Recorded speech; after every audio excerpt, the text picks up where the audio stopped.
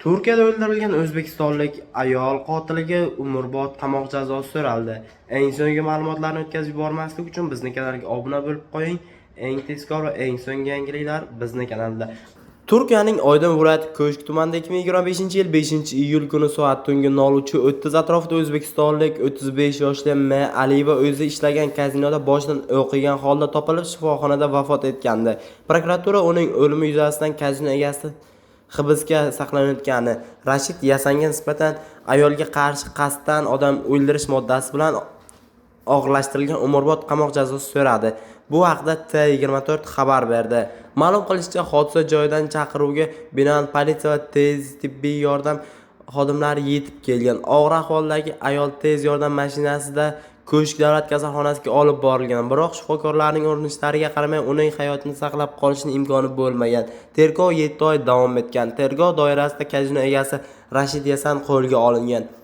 Tergov kengaytirilgach, politsiya Emrah K, Akif D, KK va AC ham ushlangan. Gumonlanuvchilar Oydin adliya binosiga olib borilgan. Yasin Rashid Yasan ayolga qarshi qasddan odam o'ldirish aybi bilan, Akif D esa kuzatuv kamerasi yozuvlarini o'chirganlikda, Emrah K esa jinoyat ishlatilgan qurolni yo'q qilganlikda ayblanib hibsga olingan. Qolgan ikki shaxs sud nazorati sharti bilan ozod etilgan. Keyinchalik Emrah K va Akif D advokatlarining e'tirozidan so'ng vaqtinchalik ozod qilingan. Tergov davomida yana bir shaxs Ibrohim Y ham dalillarni yo'q qilishda aloqador ekanligi aniqlangan.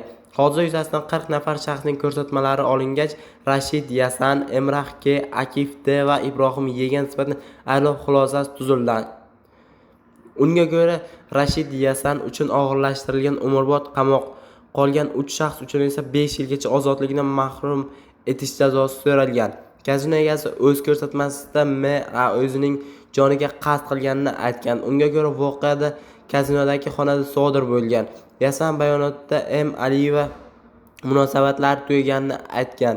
M esa buni qabul qilmay o'z joniga qasd qilinishini bildirgan va tortishuv paytida stol ustidagi qurolni olib, avval havoga, so'ng o'ziga qarata o'q uzganini aytilgan.